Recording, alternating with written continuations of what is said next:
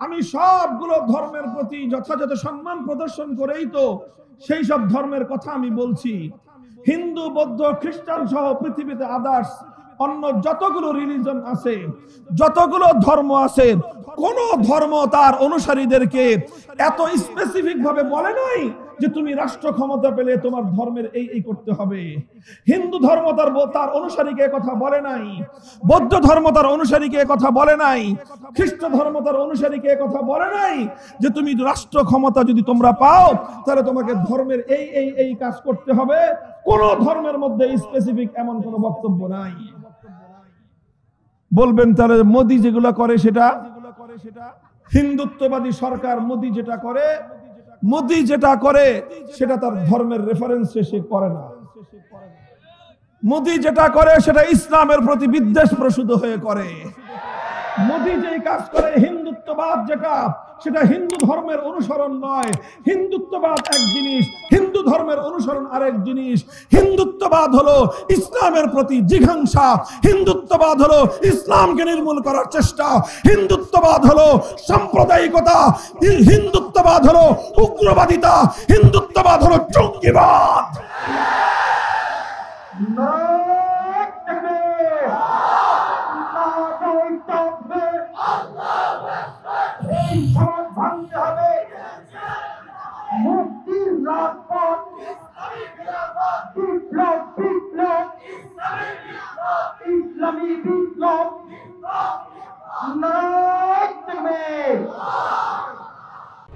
RT media centre, দেশ ও ইসলামের কথা বলে। মুহতারাম হাজিরিন, অন্য কোন ধর্মে রাষ্ট্রীয় বিধি বিধান সংক্রান্ত সুনির্ধারিত, সুবিন্যস্ত, সুবিস্তারিত কোনো বর্ণনাই নাই। এটা আমি দীর্ঘ আলোচনার মাধ্যমে, আমার ভিন্ন আরেকটা আলোচ্য বিষয় আছে, এই বিষয়ের উপর আমরা সেখানে দ্ব্যর্থহীন ভাবে দেখায় দেই, আলোচনার মাধ্যমে প্রমাণ করে দিব যে রাষ্ট্র ব্যবস্থা বলতে হিন্দু ধর্মের মধ্যে রাষ্ট্র ব্যবস্থার কোন রূপরেখা নাই। বৌদ্ধ ধর্মের অনুযায়ী রাষ্ট্র ব্যবস্থার কোন রূপরেখা নাই। খ্রিস্টান ধর্মাবলম্বীদের কাছে ধর্ম অনুযায়ী রাষ্ট্র ব্যবস্থার কোন রূপরেখা নাই।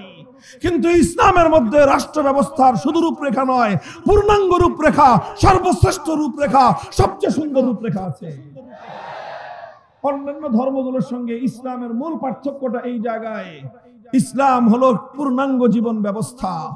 ইসলাম এক মুকম্মল নিজামে হায়াত है। Islam is the complete code of life. ইসলামের মধ্যে মানুষের ব্যক্তি জীবন সংক্রান্ত বিধান রয়েছে। ইসলাম সম্পর্কে মানুষকে ইবাদত বندگی করতে বলা হয়েছে। ইসলামের মধ্যে মানুষের লেনদেন সম্পর্কে বিধিবিধান রয়েছে। ইসলামের মধ্যে মানুষের আখলাক এবং চরিত্র সংক্রান্ত বিধিবিধান রয়েছে। ইসলামের মধ্যে মানুষের পারিবারিক আইন এবং মানুষের দাম্পত্য জীবন সংক্রান্ত বিধিবিধান রয়েছে।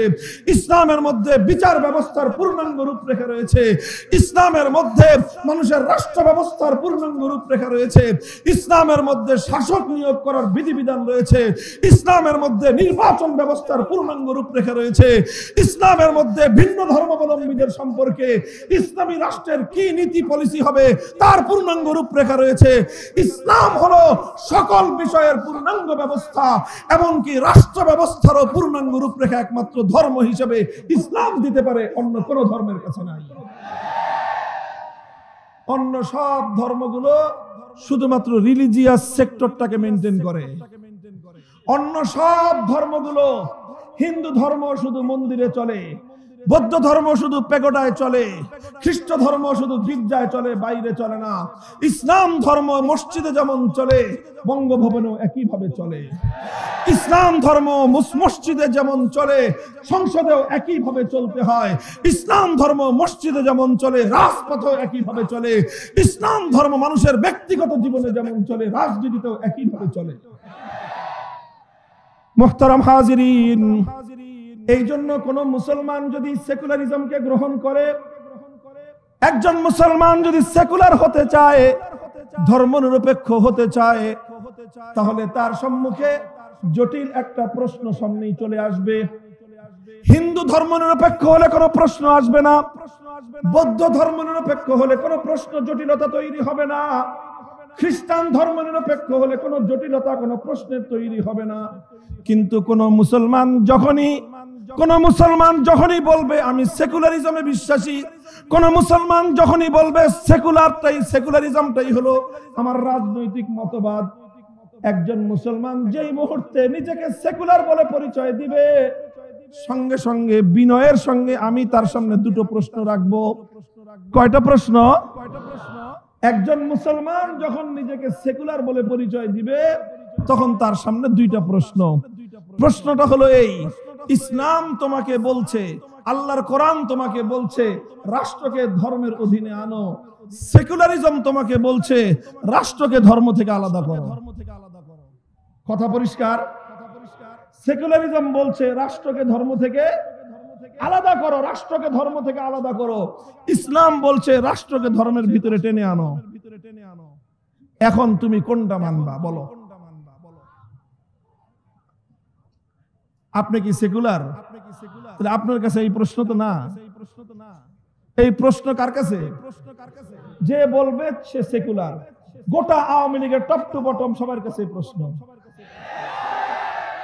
রাগ করেন না, আমি আওয়ামী লীগের বিরুদ্ধে বলি নাই, বলছি আওয়ামী লীগ যেহেতু নিজেরা দাবি করে তারা সেকুলারিজমে বিশ্বাসী, এই জন্য তাদের কাছে দলীয়ভাবে প্রশ্ন।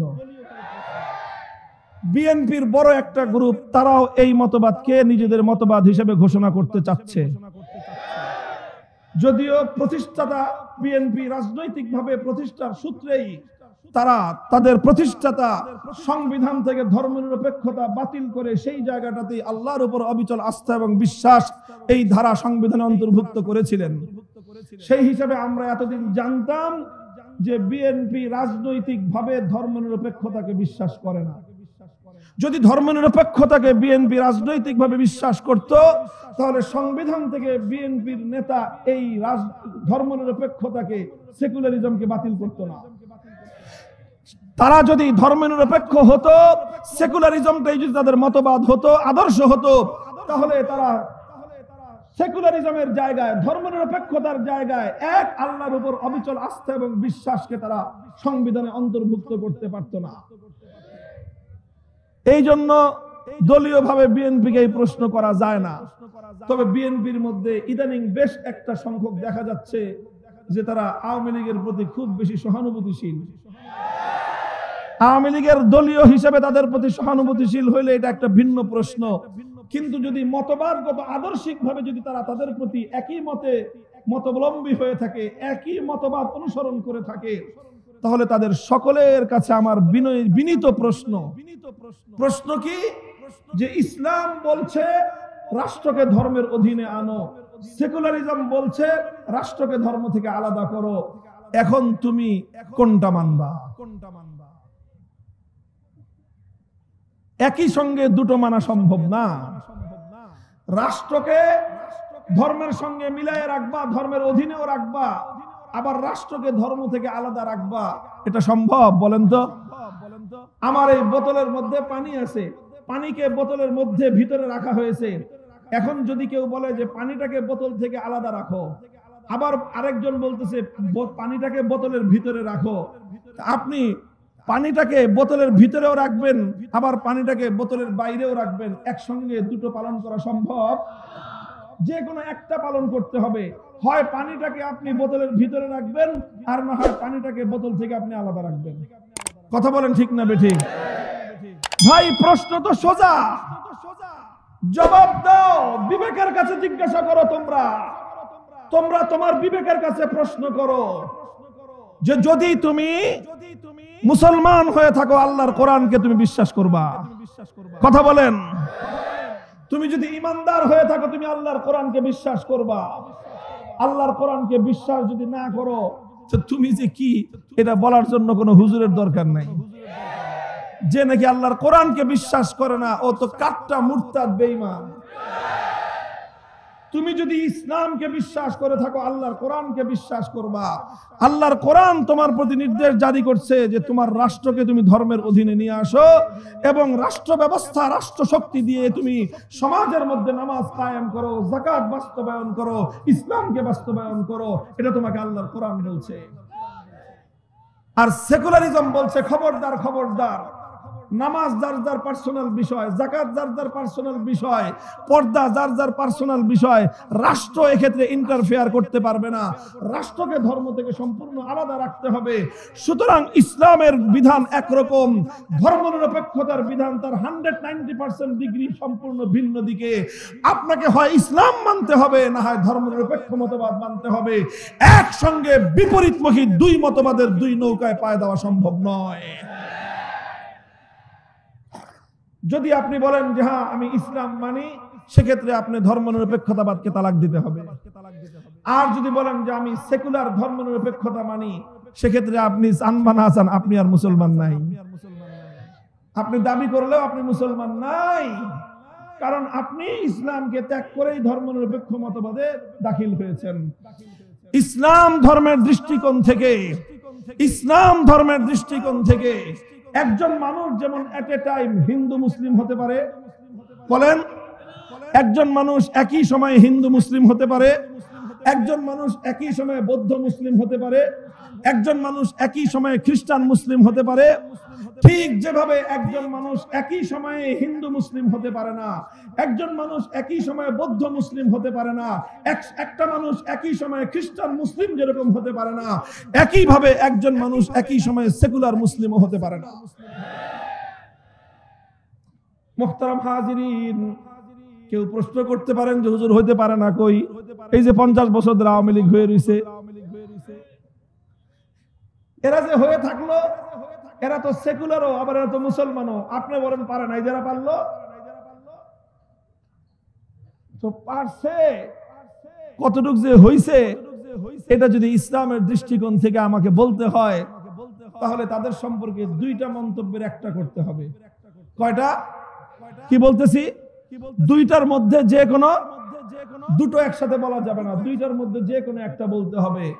হয় বলতে হবে তারা সেকুলারিজম বিষয়টা বুঝে শুনে, ইসলামটাকে বুঝে শুনে, সেকুলারিজমটাকে বুঝে শুনে তারা সেকুলার যদি হয়ে থাকে, পরিষ্কার কথা তারা বেঈমান, ঈমান নাই, এক চুল পরিমাণ ঈমান নাই। আরেকটা অপশন হলো তারা না বুঝে শুনে হয়েছে। তারা হয় ইসলামকে বুঝে নাই, আর না হয় সেকুলারিজমকে বুঝে নাই। না বুঝে শুনে আরেকজনের তালে হুক্কা হুয়া কয়। বুঝেন নাই? হুক্কা হুয়া বলে না, শিয়াল একটা হুক্কা হুয়া দিলে সারা জঙ্গলে সব শিয়াল, বুঝুক বা না বুঝুক, কি হয়েছে না হয়েছে এত কিছু বুঝার দরকার নাই। নেত্রী যেহেতু হুক্কা হুয়া বলছে, সব এবার হুক্কা হুয়া বল। এটা হলো আরেকটা সিস্টেম। আমাদের দেশের অধিকাংশ আওয়ামী লীগার হলো এই হুক্কা হুয়া মার্কা সেকুলার। এরা সেকুলারিজম বুঝে না, এরা না বুঝেই মুসলমান হওয়ার পরেও সেকুলারিজমের দাবি করে। এরা আসলে বুঝে না বুঝে শুনে সেকুলার হওয়ার কারণে ঈমানটা ঠিক আছে, কিন্তু এরা গন্ড মূর্খের দল। অর্থাৎ মুসলমান হয়ে যারা নিজেদেরকে সেকুলার পরিচয় দিবে, সেকুলারিজম বুঝে থাকলে সে বেঈমান, সেকুলারিজম না বুঝে থাকলে গন্ড মূর্খ। এর চেয়ে সহজ আর কোন শব্দ তাদের ব্যাপারে নাই, এর চেয়ে আর কোন সরল এবং এর চেয়ে আর কোন সহনশীল শব্দ প্রয়োগ করা সম্ভব নয়। কারণ তুমি যদি না বুঝে শুনে, পড়াশোনা না করে একটা মতবাদ যদি তুমি গ্রহণ করো, বুঝলে না মতবাদটা কি, বুঝলে না মতবাদের মূল বক্তব্য কি, বুঝলে না মতবাদের দাবিটা কি, না বুঝে শুনে যারা মতবাদ গ্রহণ করে, আপনি বলেন তাদেরকে মূর্খ ছাড়া আর কোন শব্দের দ্বারা তাদেরকে ব্যাখ্যা করা যায়? হয় যদি বলতে হয় বুঝে শুনে, তুমি যদি বলো, দাবি করো যে আমি বুঝে শুনে করতেছি, আমি বলবো তোমার বিরুদ্ধে ফতোয়া হলো তুমি কাফের, তুমি বেঈমান। আর যদি বলো যে না হুজুর আমি না বুঝে শুনি করি, তাহলে তোমার সম্পর্কে সিদ্ধান্ত হলো তুমি গন্ড মূর্খের দল। মুহতারাম হাজিরিন, কথাটা পরিষ্কার। এটা আমার ঈমানের সঙ্গে সম্পর্ক। এটা শুধু আমার ঈমান নয়, প্রতিটি মুমিনের ঈমানের সঙ্গে সম্পর্ক। আল্লাহ পাক রব্বুল আলামিন ইসলামকে পূর্ণাঙ্গ জীবন ব্যবস্থা হিসেবে নাজিল করেছেন এবং একজন মুসলমানকে মানতে হলে পূর্ণ ইসলামকেই মানতে হবে। খণ্ডিত ইসলামকে মানার, অংশ বিশেষকে মানার আর অংশ বিশেষকে অস্বীকার করবার কোনো অধিকার কোনো মুসলমানের নাই। আল্লাহর কোরআন বলেছে, আফাতুমিনুনা বিবাদিল কিতাব ওয়া তাকফুরুনা বিবাদ ফামা জাযাউ মান ইয়াফআলু যালিকা মিনকুম ইল্লা খিzyun ফিল হায়াতিদ দুনিয়া ওয়া ইয়াউমাল কিয়ামাতি ইউরাদ্দুনা ইলা আশাদ্দিল আযাব। তুমি আল্লাহর কোরআনের কিছু বিধান মানবা, তুমি আল্লাহর কোরআনের কিছু বিধানকে তুমি বিশ্বাস করবা, নামাজের বিধানকে তুমি বিশ্বাস করবা, যাকাতের বিধানকে তুমি বিশ্বাস করবা, হজ এবং রোজার বিধানকে তুমি বিশ্বাস করবা, কিন্তু ইসলামের রাজনৈতিক বিধানকে তুমি বিশ্বাস করবা না, ইসলামের রাষ্ট্র ব্যবস্থাকে তুমি বিশ্বাস করবা না, তাহলে সেক্ষেত্রে তুমি আল্লাহর কোরআনের অংশ বিশেষকে বিশ্বাস করলা আর অংশ বিশেষকে তুমি অস্বীকার করলা। যারা আল্লাহর কোরআনের অংশ বিশেষকে বিশ্বাস করবে আর কিছু অংশকে অস্বীকার করবে, আল্লাহর কোরআন বলতেছে তাদের পরিণাম হলো দুনিয়াতে লাঞ্ছনা, আখিরাতে চিরস্থায়ী জাহান্নামের আযাব। এটা তো আমার কথা নয়, কোরআনের কথা। খুলে খুলে আল্লাহর কোরআন এই কথাগুলো বলে দিয়েছে, খুলে খুলে এই কথাগুলো ইসলামের মধ্যে বলে দেওয়া হয়েছে, কিন্তু এই কথাগুলো আমাদেরকে জাতির সামনে উচ্চারণ করতে দেওয়া হয় না। এই কথাগুলো বলতে গেলেই এক শ্রেণীর মানুষ আমাদের কণ্ঠকে রুদ্ধ করে দেওয়ার চেষ্টা করে, বলে যে হুজুর অন্য ওয়াজ করেন, রাজনীতির কথা বলবেন না। কেন রাজনীতির কথা বলবো না? বলো কেন বলবো না রাজনীতির কথা?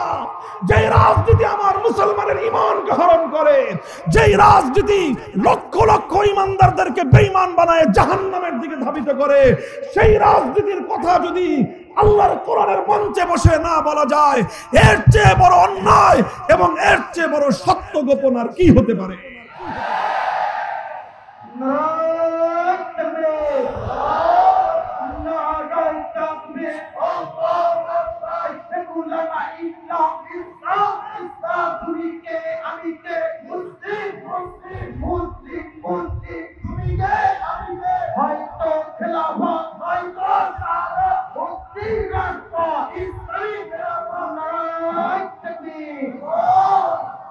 মুহতারাম হাজিরিন, এতক্ষণ পর্যন্ত আমি আল্লাহর কোরআনের একটা সুনির্দিষ্ট আয়াতের আলোকে আপনাদের সামনে ধর্মীয় বিশ্লেষণ প্রদান করলাম, কোরআনের ব্যাখ্যা বললাম এবং এই ব্যাখ্যায় কোরআনের নির্দেশনার মতে একজন মুসলমান কোনোদিনও রাজনৈতিক ক্ষেত্রে সেকুলারিজমের মতবাদকে গ্রহণ করতে পারে না। মুহতারাম হাজিরিন, একজন মুসলমান কোনোদিন সেকুলার হতে পারে না। ধর্মীয় দৃষ্টিকোণ থেকে এই কথায় দ্বিমত করার কোনো অবকাশ নাই। এবার আমি দ্বিতীয় আর একটা ছোট্ট কথা বলে আমার আলোচনা সমাপ্তির দিকে নিয়ে যাব। দ্বিতীয় কথা হলো, বাংলাদেশ আমাদের এই জনপদ, এই যে ভূমি, আমার এই যে মানচিত্র, এই যে আমার জন্মভূমি, স্বদেশ ভূমি, এই বাংলাদেশে ৯৭% মুসলমান এবং এই মুসলমানরাই ঘুরে ফিরে রাষ্ট্র ক্ষমতা পায়। মুসলমানরা যদি সত্যিকার মুসলমান হয়ে থাকে, তারা যদি আল্লাহর কোরআনকে বিশ্বাস করে থাকে, কোরআনে বিশ্বাসী হয়ে থাকে, তাহলে তারা আল্লাহর কোরআনের বিধান অনুযায়ী রাষ্ট্র ক্ষমতা দিয়ে আল্লাহর জমিনে ইসলামকে বাস্তবায়ন করতে তারা বাধ্য। যতক্ষণ পর্যন্ত আল্লাহর কোরআনের এই বিধান তারা পালন না করবে, ততক্ষণ পর্যন্ত তারা গুনাহগার, চরম পর্যায়ের পাপী বলে সাব্যস্ত হবে। এটাই হলো ইসলামের চূড়ান্ত সিদ্ধান্ত।